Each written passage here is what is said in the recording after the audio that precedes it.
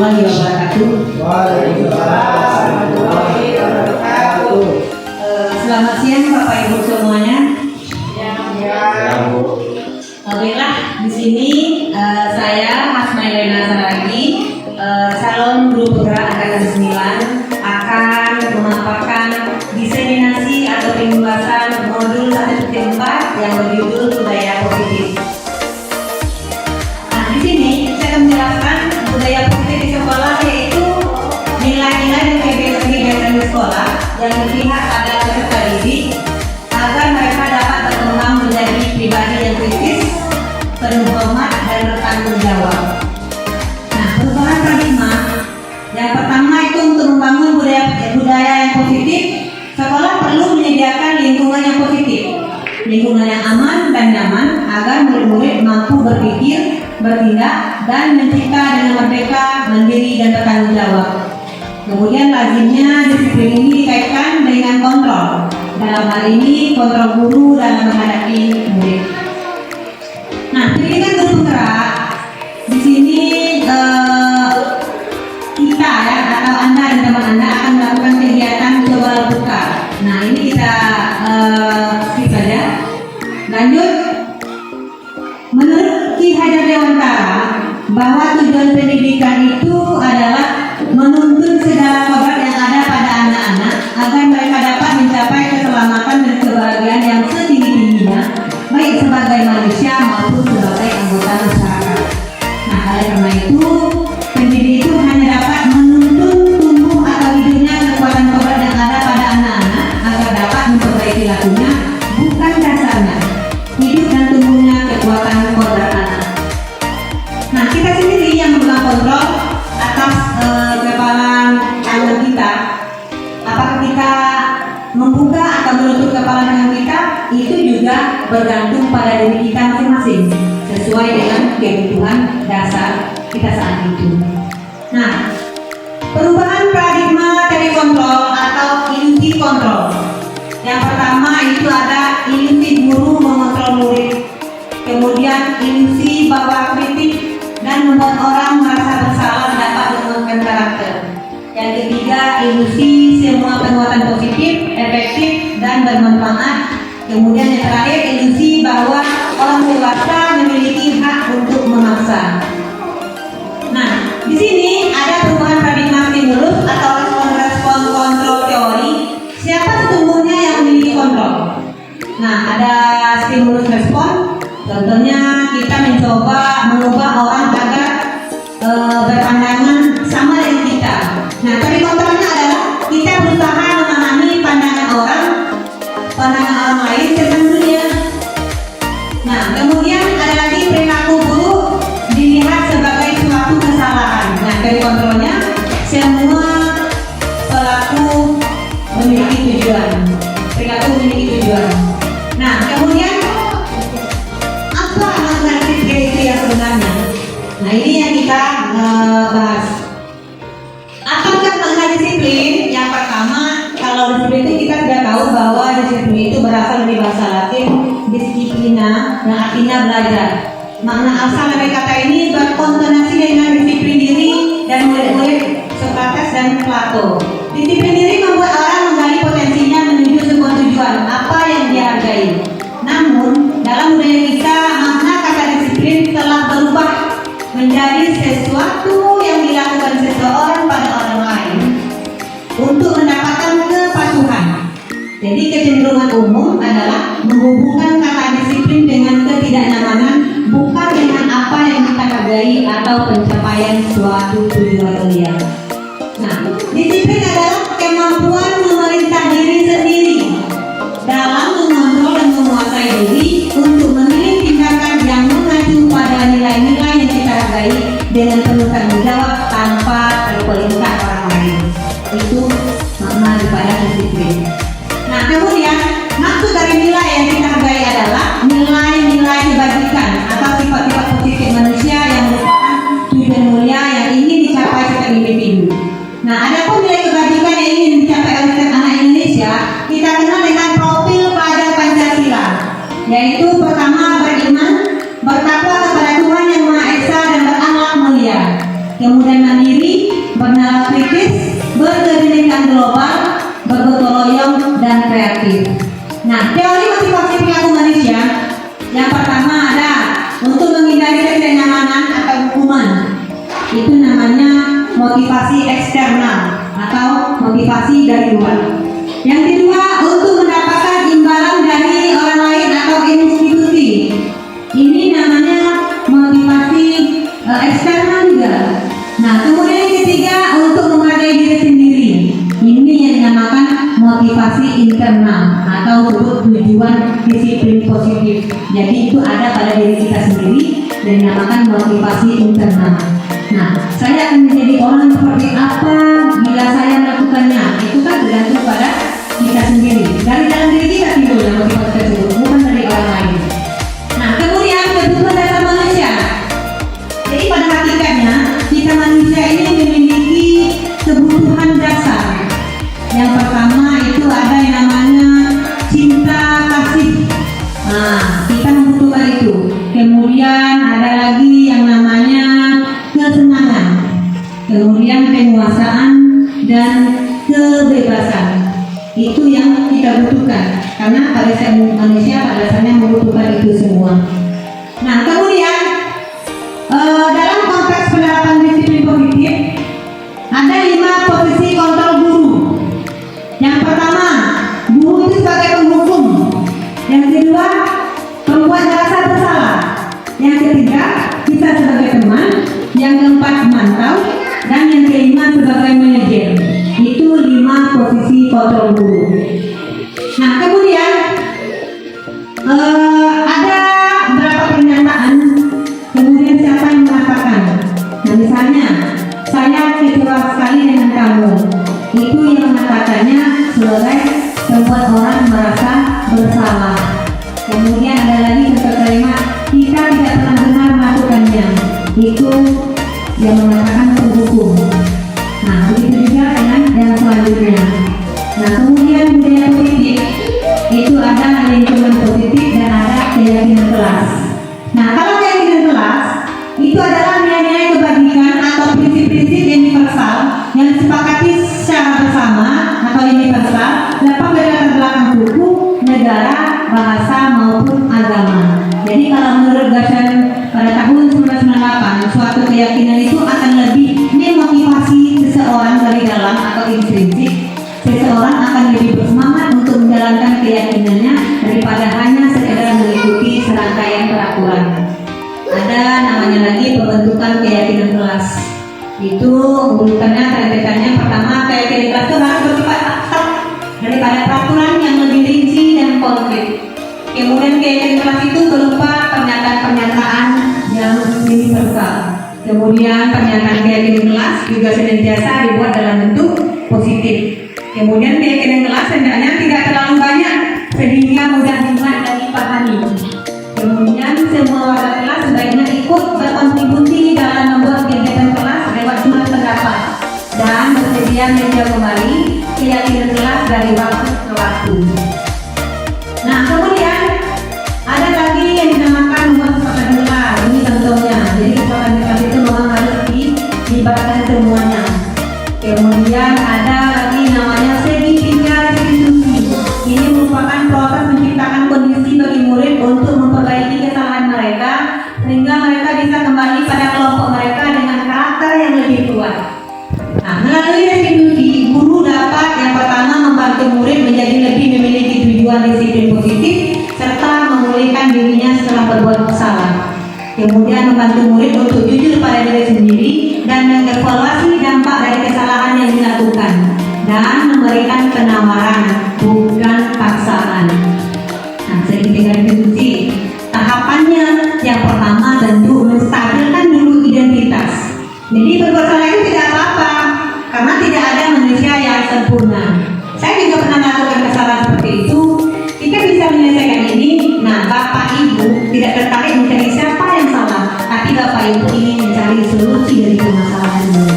Dan kamu berhak merasa begitu. Itu tahapan daripada segitiga restitusi yang menstabilkan identitas.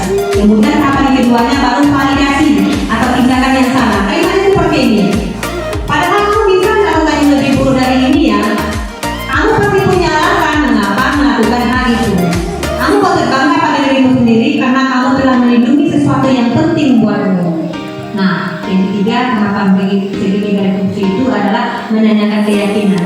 Apa yang kita percaya sebagai kelas atau keluarga? Apa nilai-nilai umum yang kita telah sepakati? Apa bayangan kita tentang kelas dan ideal? Dan kamu mau jadi orang yang seperti apa? Itu merupakan daripada segitiga referensi. Nah, sekarang refleksi dari uraian tadi materi yang saya sampaikan. Refleksinya, perasaan Bapak Ibu saat ini seperti apakah? Boleh, silakan ada yang jawab.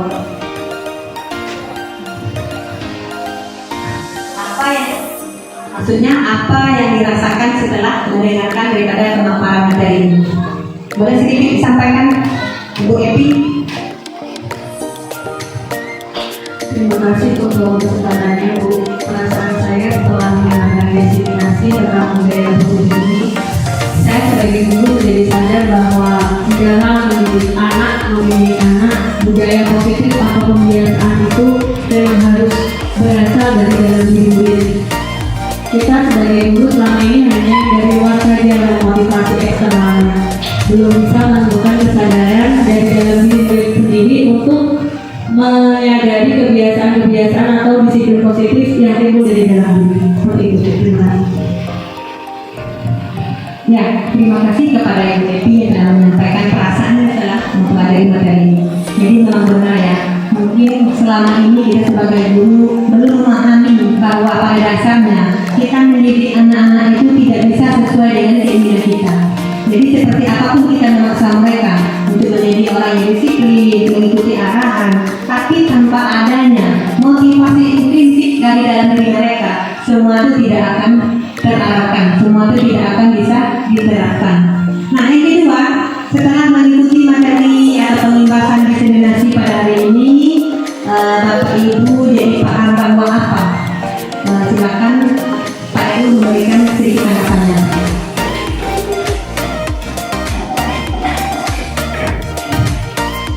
Baiklah, setelah mengikuti materi pembahasan atau diseminasi pada hari ini, saya menjadi paham bahwa tugas seorang guru tidak hanya mengajar dan melengkapi administrasi di sekolah, melainkan memberikan motivasi-motivasi agar minat belajar siswa lebih kuat lagi untuk mengikuti pembelajaran di sekolah. Dan siswa pun juga dapat memotivasi dirinya sendiri. Tidak hanya dari guru, siswa pun bisa memotivasi dirinya sendiri agar lebih baik lagi dari hari yang sebelumnya. Mungkin itu saja yang bisa saya sampaikan. Kembali lagi ke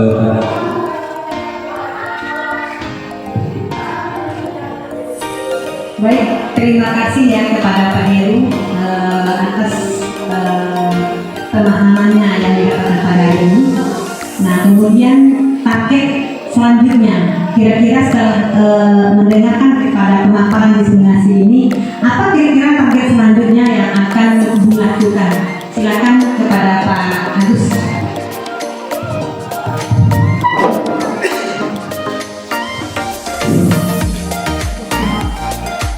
Baiklah, terima kasih atas kesempatan yang diberikan. Dari diseminasi atau bisa kita sebut diskursus kita hari ini, target saya selanjutnya yaitu mungkin dari khusus ke umum. Ya, saya ingin menggali potensi anak. Ya, dari potensi anak itu kita bisa mengerti perilaku siswa. Nah, dari perilaku siswa itu kita bisa menentukan metode bagaimana sih cara memotivasi anak itu. Yang terpenting itu memotivasi anak secara implisit. Nah, kalau secara implisit sudah termotivasi, kita secara eksternal bisa memotivasi anak tersebut untuk bisa lebih disiplin lagi. Mungkin seperti itu tanggapan saya. Kembali lagi ke Ibu.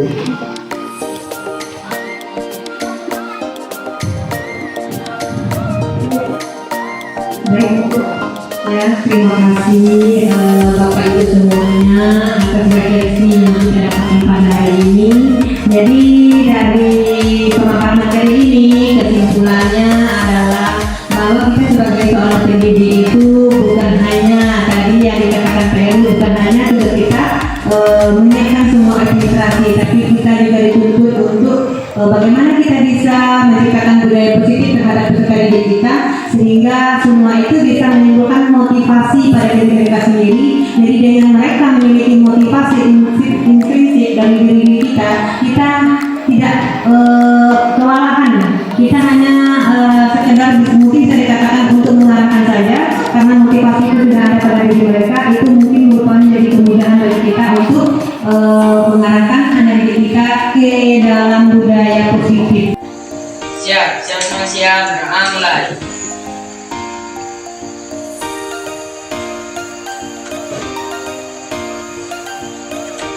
Selesai, beri salam. Assalamualaikum warahmatullahi wabarakatuh. Waalaikumsalam warahmatullahi wabarakatuh. Baiklah, jadi pada pagi hari ini sebelum kita memulai rutinitas pembelajaran seperti biasanya, kita terlebih dahulu membuat daripada keyakinan kelas. Ya, jadi keyakinan kelas ini nantinya akan kita sepakati bersama, yang akan kita pertanggungjawabkan bersama, akan kita terapkan bersama.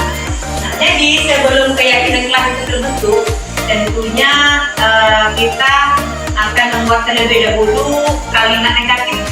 Nah, kalimat negatif itu atau pernyataan negatif. Nah, itu yang nanti kita ubah menjadi pernyataan positif. Kemudian baru nanti kita akan mencari nilai kebajikannya. Nah, setelah itu barulah terbentuk atau kita menentukan keyakinan kelas apa yang akan kita sampaikan. Paham? Nah, kemudian di sini kita semua bersama-sama berpartisipasi ya. Jadi keyakinan kelas yang akan kita bentuk ini itu semuanya dari kita semua. Jadi semua kamu nanti akan berpartisipasi untuk menuliskan ya pernyataan-pernyataan yang akan diisi dalam kolom-kolom yang disediakan. Nah, perlu kalian ketahui bahwa mungkin kalau dahulu di setiap kelas itu memiliki peraturan, ya kan? Apa peraturan? Apa contohnya peraturan? Peraturan kelas contohnya apa? Nah, jangan buang sampah sembarangan. Terus apa lagi? Nah, dilarang bolos. Kemudian bisa lagi contohnya menjaga kebersihan kelas, ya kan? Kemudian melaksanakan tiket kelas. Banyak, pokoknya sangat banyak yang namanya peraturan kelas. Nah, jadi untuk mewujudkan kelas impian, apa impian? Kelas yang kita inginkan, yang rasanya kita nyaman berada di dalamnya, itu kelas impian. Jadi kelas impian itu kelas yang kita serasa nyaman di dalamnya dan semua itu bisa kita terapkan tanpa ada paksaan. Jadi itu semua terlahir dari motivasi kita sendiri, dari kesadaran itu timbul dari diri kita sendiri. Nah, baik, kita tidak memperpanjang waktu, kita langsung saja. Jadi sebelum keyakinan kelas ini dibuat, terlebih dahulu kita membuat kalimat negatifnya atau pernyataan negatifnya. Yang contohnya itu sama dengan peraturan kelas. Jadi kan pakai kata jangan, tidak, itu adalah contoh kalimat negatif. Nah, kita tulis dulu kalimat negatifnya atau peraturan kelas yang mungkin yang sudah kita ketahui bersama-sama ini. Untuk itu kita bagi dulu kertasnya. Kamu tuliskan di sini kalimat negatifnya. Setelahnya nanti ditulis, baru nanti kita tempel bersama. Bagi belakang.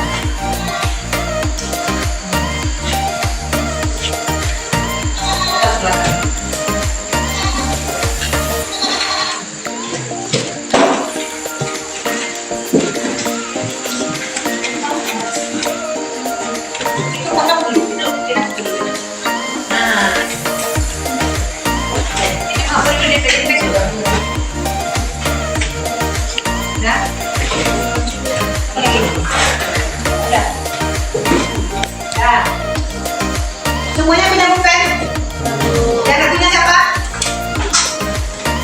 Nah, nih.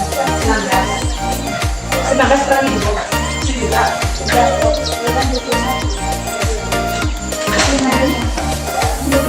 Udah, siapa lagi belum? Kurangi dulu. 1, 2, 3, 4, 5, 6, 7, 8, 9, 10, 11, 12, 13, 14, 15. Paslah 17. Nah, sudah aja. Dan jadi ini semuanya sudah kalian tempelkan kalimat negatif atau pernyataan negatif. Nah, sebelum diubah ini menjadi pernyataan positif, Ibu minta tuh satu orang kesediaannya untuk membacakan kalimat negatif yang sudah dikumpulkan. Siapa yang bisa maju ke depan? Ayo. Baca ya, baca satu-satu semua pernyataan negatif yang kamu tuliskan sama teman kamu tuliskan. Ya. Jangan buang sampah sembarangan. Nah, terus Jangan memakai sendal di sekolah. Nah, terus? Jangan tidur di dalam kelas. Nah, terus? Jangan bertengkar di luar sekolah. Terus? Jangan menyolokkan pekerjaan teman. Terus? Jangan mengeluarkan baju saat sedang belajar. Terus? Jangan bolos sekolah.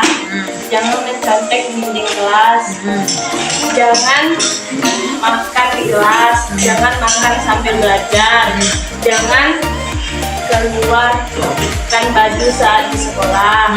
Jangan mengobrol waktu guru menyeramkan. Jangan memakai sendal di sekolah. Jangan mencoret tembok sekolah. Jangan membawa HP ke sekolah.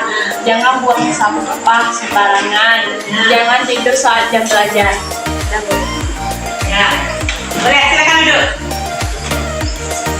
Nah, itu tadi kalimat negatif atau pernyataan negatif yang sudah kamu tuliskan, yang sudah kamu tempelkan di depan. Jadi, semua pernyataan yang kamu tempelkan tadi, sekarang silahkan kamu ubah pernyataan negatif ini menjadi pernyataan yang positif. Ya, menjadi pernyataan yang positif. Nih, aku bagikan lagi nih kertasnya.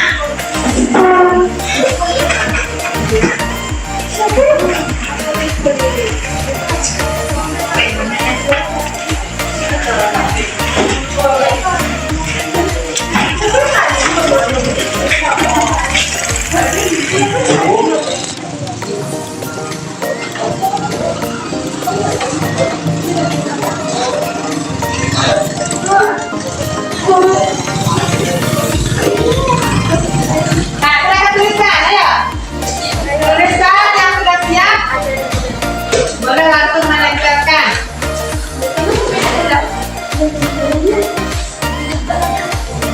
Yang sudah siap, boleh langsung menempelkan ke depan. Pernyataan positifnya. Nah, silakan.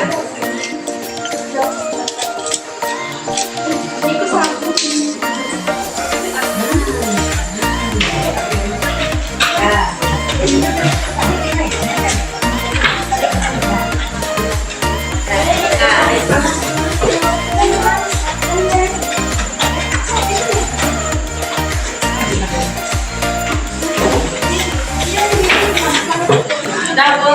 Ya. Ayo, silakan tempel. Yang sudah siap, silakan tempel ke depan.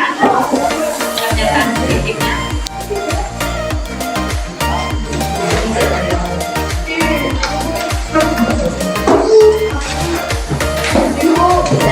Ya. Salah, Bu. Salah. Nih. Ini yang udah.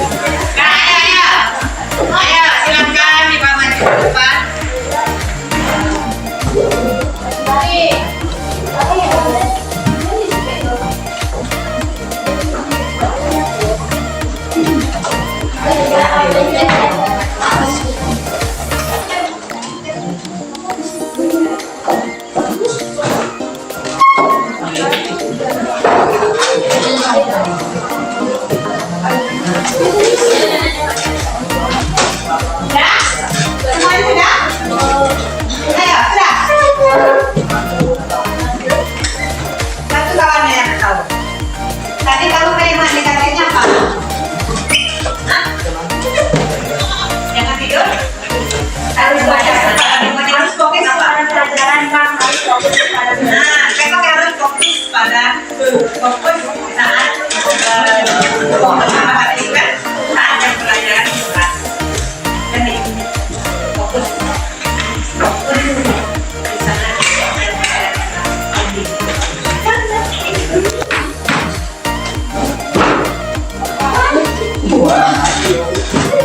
Sudah? Pergi dulu. Batino.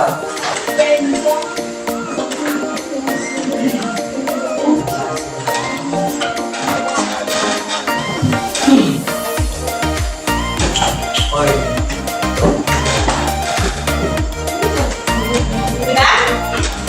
Sudah? Nah, satu lagi. Sekarang yang meminta satu orang lagi ke depan untuk membacakan pernyataan positif. Ya, silakan.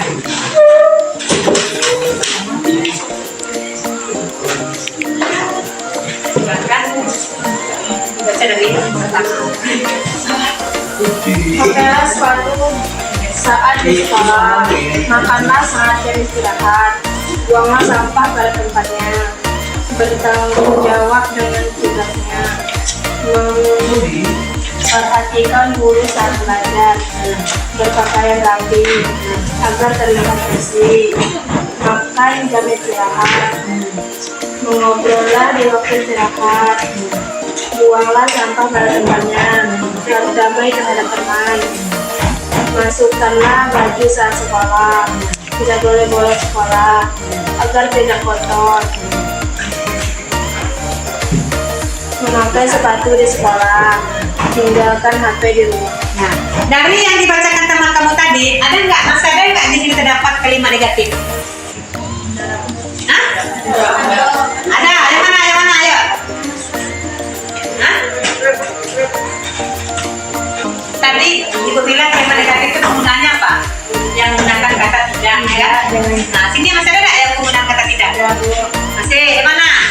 Tidak boleh bolos sekolah. Nah, ini tidak boleh bolos sekolah ini. Diganti dengan apa?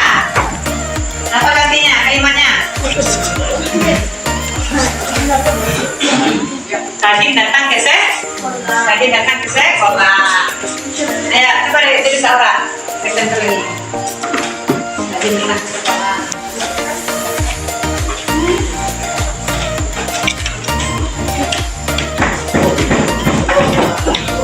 Salah. Hah? Ya, sudahlah. Sudah? Siapa Laura?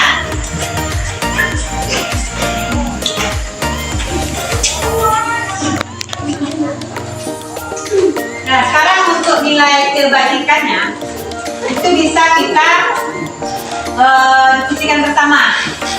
Jadi nanti kita diskusikan bersama, lalu tempelkan lagi ke depan. Nah, baik, silakan. Terima kasih Aura. Yang pertama, pakailah sepatu saat di sekolah. Apa nilai kebaikan yang ada dalam? Hah? Ya, kerapian. Tulis kerapian.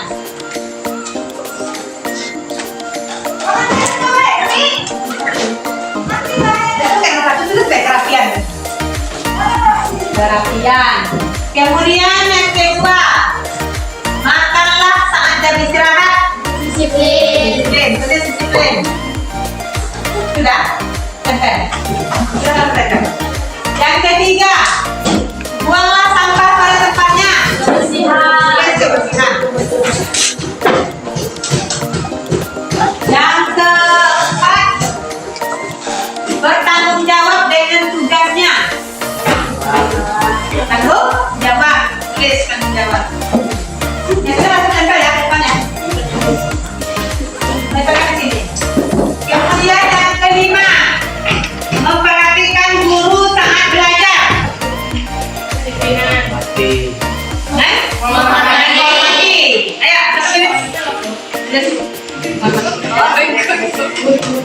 Nah, kemudian berikutnya berpakaian rapi.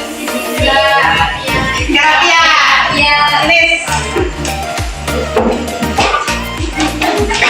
Kerapian. Kemudian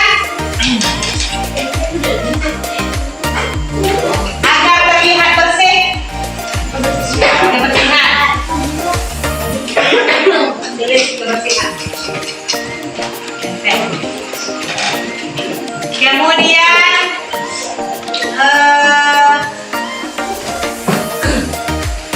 makan jam istirahat. Tidak. Tidak. Kemudian mengobrollah di waktu istirahat. Mengobrollah di waktu istirahat. Disiplin. Kemudian buanglah sampah pada tempatnya. Kebersihan. Tulis lagi.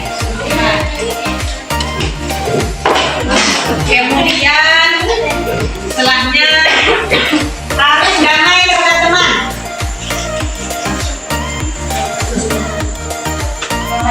Menghargai. Terus menghargai.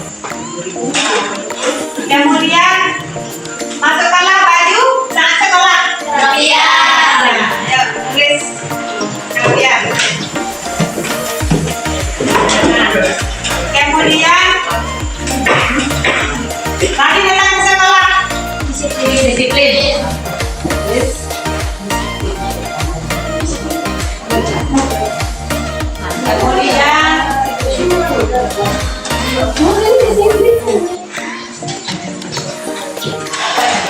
memakai sepatu di sekolah. Kerapian. Ada lagi tinggalkan HP di rumah.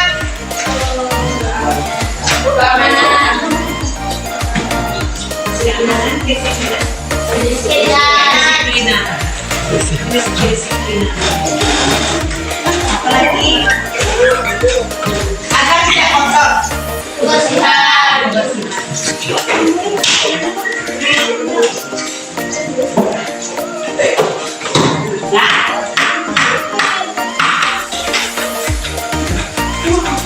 Jadi dari semua yang terjadi, mulai dari kalimat negatif, kemudian pernyataan positif, kemudian ada lagi nilai kebajikan, serta pernyataan akhir barulah kita tentukan keyakinan kelas. Nah, jadi apa kalimat keyakinan kelas yang harus kita buat? Karena di nilai kebajikan setiap pernyataan ini ada kerapian, ada disiplin, ada kebersihan, ada bertanggung jawab, ada menghormati, kemudian kerapian, menghargai. Nah, jadi ada berapa kalimat itu?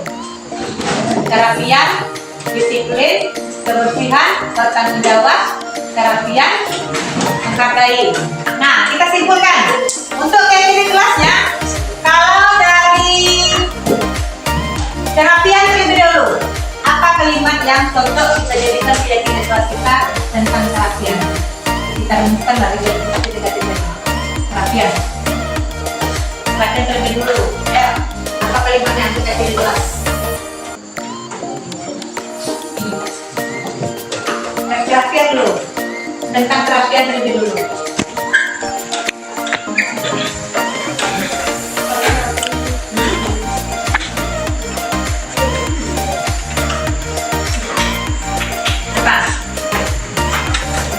Keyakinan kelas.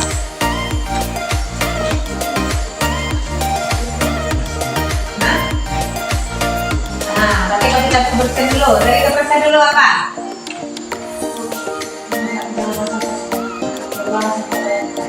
Buang sampah pada tempatnya. Buanglah sampah pada tempatnya. Itu tentang kebersihan. Setelah itu tentang Disiplin. Hah?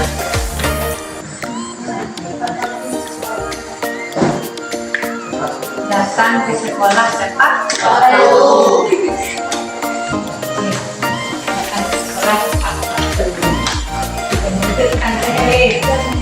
Kedisiplinan sudah, kebersihan sudah, ya kan? Disiplin sudah, kebersihan sudah, kemudian menghormati dan menghargai. Menghormati dan menghargai.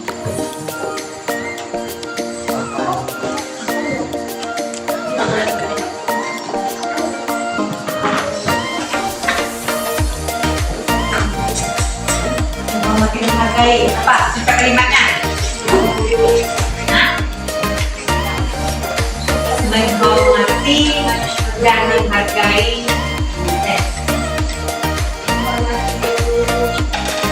Menghormati guru dan teman. Menghormati guru dan teman.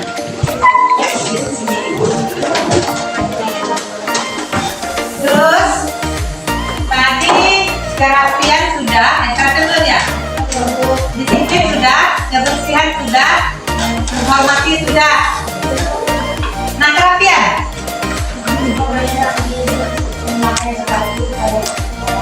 Nah, secara umum, objek berpakaian rapi.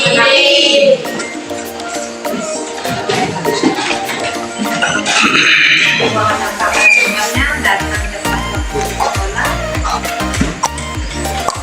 Terus kalimat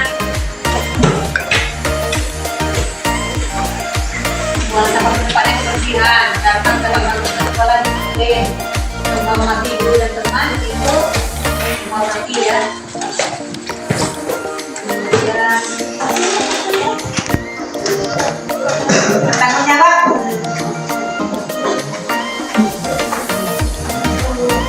Kelas misalnya tiket datang lebih awal. Tiket datang lebih awal.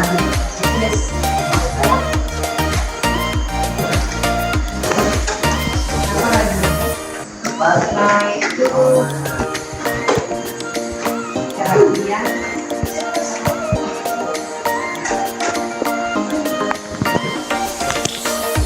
Nah, berpakaian rapi.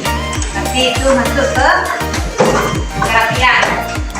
Disiplin sudah. Kemudian menghargai belum ya? Mana? Menghormati guru dan teman. Nah, terus kedisiplinan sudah. Kedisiplinan. Ini tanggung jawab nih. Tiket datang lebih awal, tanggung jawab. Kedisiplinan itu mana tadi? Datang tepat waktu kan? Sekolah. Apa lagi? Ayo, boleh double. Boleh double. Tanggung jawab dong, tanggung jawab. Tanggung jawab, tiket datang lebih awal. Yang lain? Apa lagi? Contoh peraturan kelas yang kita buat menjadi kesepakatan kelas. Kesepakatan sarjana. Hah? Itu nggak termasuk tuh. Yang lain.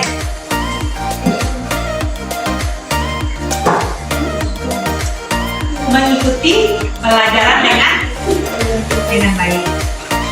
Terus mengikuti pelajaran yang baik.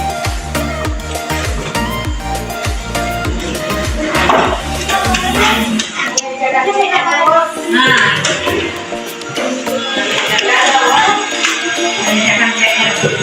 mengerjakan PR di rumah. Tapi tidak ada yang mencapai sekolah ya. Mengerjakan PR di rumah.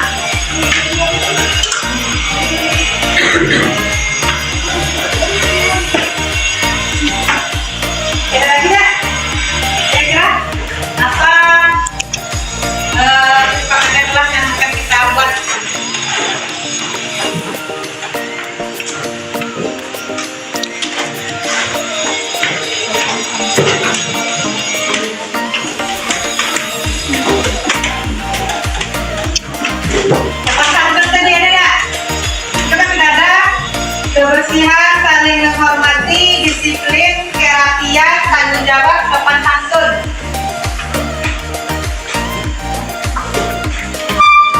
Tidak berbicara kasar. Tidak berbicara kasar kepada guru dan teman. Yang tidak boleh tadi. Masih berbicara sopan dan santun terhadap guru dan teman. Berbicara sopan dan santun terhadap guru dan teman.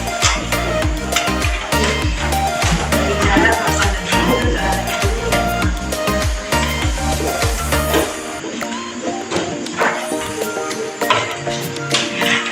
terhadap guru dan teman.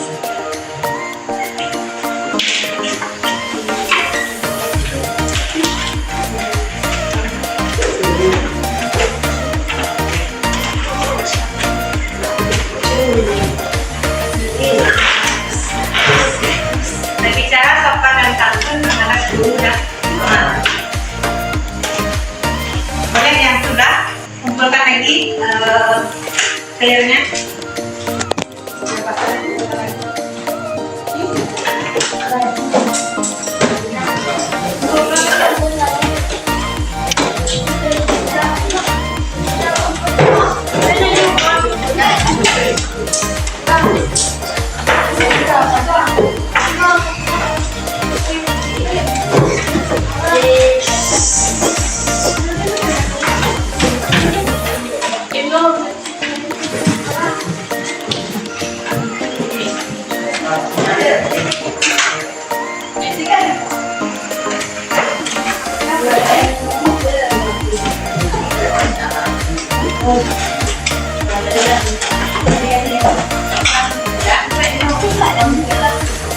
Semuanya sudah? Sudah. Jadi hasil kita pada hari ini yaitu kita sudah membuat keyakinan kelas. Jadi dari tadi yang awal pertama kita membuat pernyataan negatif, kemudian kita ubah menjadi pernyataan positif, baru kita temukan nilai kebajikan dan setelahnya baru kita buat keyakinan ke kelas. Nah jadi dari keyakinan kelas ini ada 1, 2, 3 tadi setuju. Nah setelah setuju maka ini barulah kita validasi ya. Kita validasi setiap kalian menunjukkan tanda tangannya di sini. Ayo silakan maju. Dari situ maju. Maju. Ini bikin nama panggilan